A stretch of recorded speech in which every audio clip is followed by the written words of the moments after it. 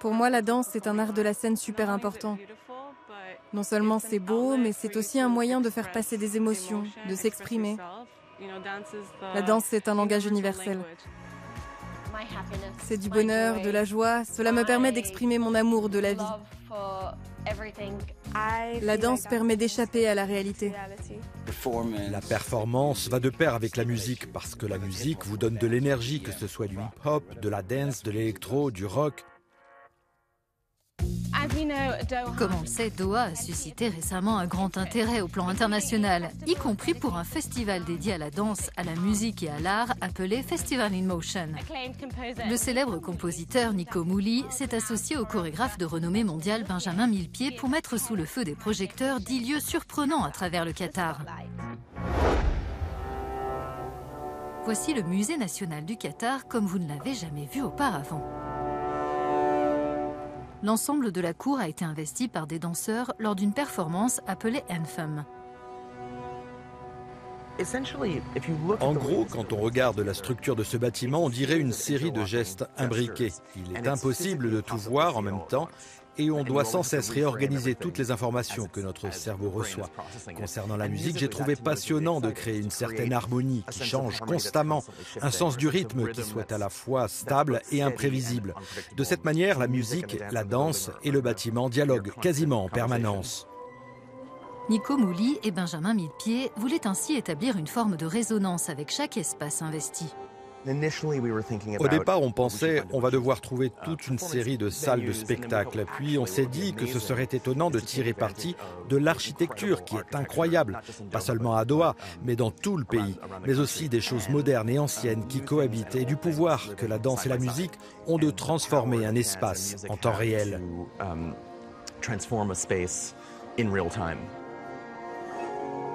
Les deux artistes travaillent ensemble de manière occasionnelle depuis 20 ans, mais c'est la première fois que leur collaboration est aussi vaste.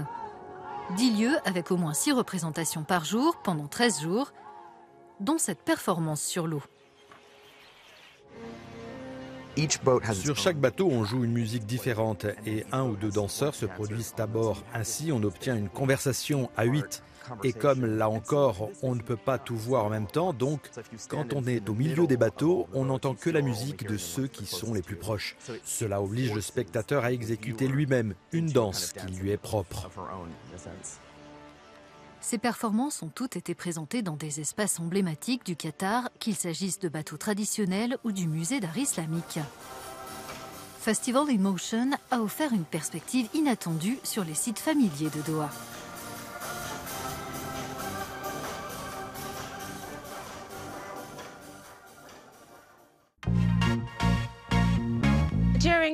Pendant la Coupe du Monde de la FIFA, de nombreux spectacles sont venus enrichir l'expérience des visiteurs.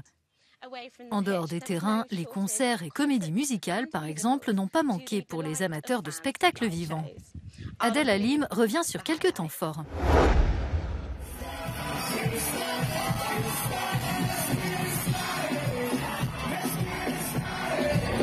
Peu après la fin du premier match de la Coupe du Monde, les Black Eyed Peas ont donné le coup d'envoi de la fête. C'est la première fois que ces grandes marques sont présentes en un seul lieu. Et c'est ce que nous faisons en tant qu'Alchemy Project. Nous faisons vivre ces expériences au public. L'une d'elles, c'est cette immense araignée cracheuse de feu aperçue pour la première fois au festival de Glastonbury, qui a servi de scène pour des DJ de renommée mondiale au Arcadia Music Festival. L'araignée est fabriquée à partir de plus de 90% de matériaux recyclés. Les yeux sont des unités de post-combustion provenant de moteurs d'avions militaires. Les muscles supérieurs proviennent de fuselages d'hélicoptères. Les pattes elles-mêmes proviennent de machines à scanner des douanes dans les ports. Cette sculpture renferme beaucoup de matériel militaire, mais son but ultime est de fédérer les gens. Fédérer le public grâce à la musique, c'est justement la raison pour laquelle le DJ néerlandais Ferry Corsten aime son métier. Cela va toujours de pair. Le sport, la performance va avec la musique parce que la musique vous donne de l'énergie, que ce soit du hip-hop, de la dance, de l'électro, du rock, peu importe. C'est ce qu'elle nous procure.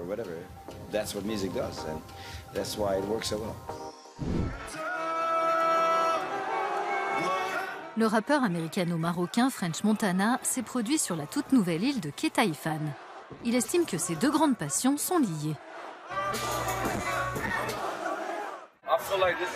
Je me dis que c'est ce qu'il y a de bien avec le foot et la musique. Ce sont les deux seules langues qui unissent les gens du monde entier. Ils ont tous des visages différents, mais c'est la même passion qu'ils partagent. Destination familiale par excellence, Ketaifan a accueilli le spectacle acrobatique intitulé Le rêve du pêcheur, qui retrace la riche histoire du Qatar, du petit village de plongeurs en quête de perles à la découverte du pétrole et du gaz.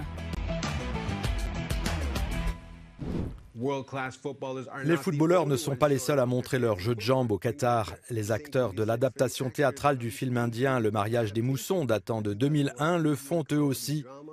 Cette comédie musicale donne un nouveau souffle à ce long métrage nommé aux Golden Globes de la réalisatrice Mira Nair. C'est le récit d'un mariage indien à l'épreuve de la réalité. Quand on se réunit, il y a des rires, de la joie, des secrets qui sont révélés, des drames de toutes sortes. On explore ainsi l'amour et la légère folie que l'on trouve au sein d'une famille indienne qui se réunit pour organiser un mariage qu'elle espère voir se concrétiser. En charge de l'éclairage, Bradley King utilise du matériel provenant notamment de New York et Dubaï pour réaliser ce qui s'apparente selon lui à une composition musicale visuelle. La production de ce spectacle est un processus très long qui demande beaucoup de travail. Beaucoup le font par passion. Je sais que Mira travaille sur ce projet depuis la sortie du film.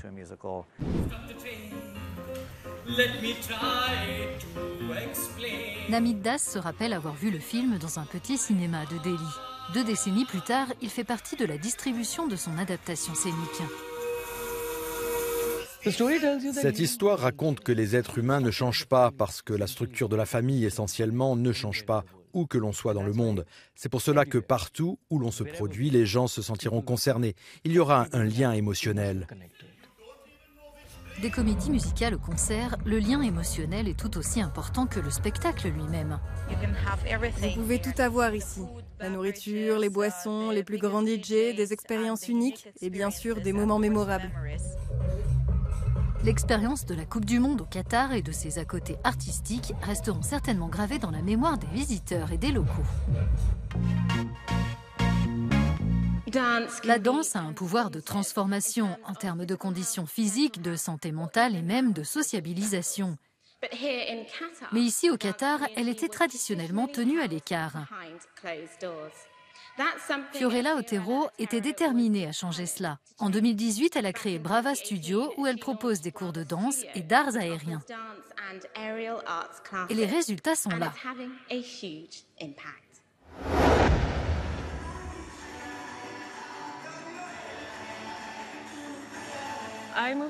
Je me suis installée au Qatar il y a 12 ans et à chaque fois que je me rends dans un nouveau pays, en général, je cherche à savoir où je peux prendre des cours de danse. Je me suis rendu compte qu'il n'y avait pas une grande variété dans les styles de danse proposés, surtout pour les adolescents et les adultes. Alors je me suis dit, pourquoi devrais-je voyager en dehors du Qatar pour avoir accès à d'autres cours de danse? Pourquoi ne pourrais-je pas en prendre ici? C'est comme ça que Brava Studio est né. Alors qu'elle vient de chorégraphier un clip de l'un des morceaux officiels de la Coupe du Monde, Fiorella Otero supervise la répétition générale de ses élèves avant leur spectacle dans quelques jours. Je prends plusieurs cours. Pour moi, la danse permet d'échapper à la réalité. Quand je ne me sens pas bien, j'écoute de la musique et je me mets à danser ou je me rappelle que je vais faire de la danse. Ça me fait du bien. Donc c'est une forme d'évasion.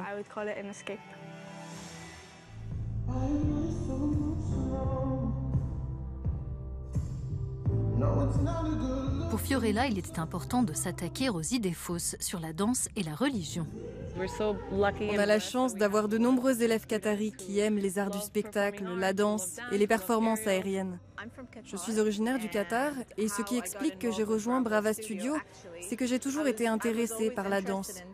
Et l'une des choses les plus importantes pour moi était de trouver un endroit où je me sente bien, un endroit où l'on puisse s'échapper à la réalité. À 17 ans, Tima participe à de nombreuses danses pendant le spectacle. Elle en a même chorégraphié une elle-même. J'ai rencontré des gens qui ne sont pas que des collègues, mais des amis. Brava Studio a apporté beaucoup aux danseurs du Qatar et au monde de la danse, et j'en suis très reconnaissante.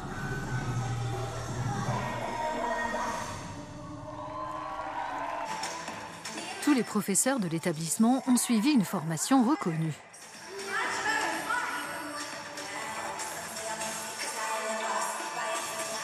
En plus des cours de danse, il s'agit du premier studio d'arts aériens du pays. Souvent, j'ai des élèves qui, après une journée difficile à l'école, viennent ici pour faire une pause, profiter de leur temps libre. C'est le moment où ils aiment se détendre. Rien ne vaut ce genre d'exercice physique. Cela permet de rester en forme, en bonne santé physique et psychologique. Molly apprend aux garçons et aux filles des 4 ans à utiliser le cerceau et le tissu aérien. Elle nous dit les mouvements qu'il faut faire et nous aide si on a des difficultés. Il faut penser à ses pieds, à la position de ses bras et de ses jambes. Au début, j'étais terrifiée. Mais Molly nous dit tout le temps « Fais-moi confiance, tout va bien. Si ce n'était pas le cas, tu ne serais pas sur le cerceau. Plus on en fait, plus c'est facile. » Gérer le studio est un investissement important pour Fiorella, mais elle trouve toujours le temps de se produire lors du spectacle. La danse est un langage universel. Ce qui fait sa beauté, c'est qu'elle nous permet de raconter une histoire sans utiliser de mots. On utilise son corps pour s'exprimer. Et c'est ce qu'elle fait avec passion dans cette performance, comme auprès de ceux qui fréquentent son studio.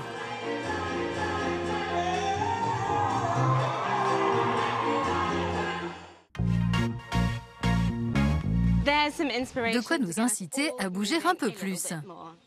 C'est la fin de cette émission. Mais comme toujours, si vous avez des questions, n'hésitez pas à nous contacter via notre hashtag Qatar365. Merci de votre attention. Rendez-vous sur euronews.com pour plus d'informations. Et à bientôt dans un prochain épisode.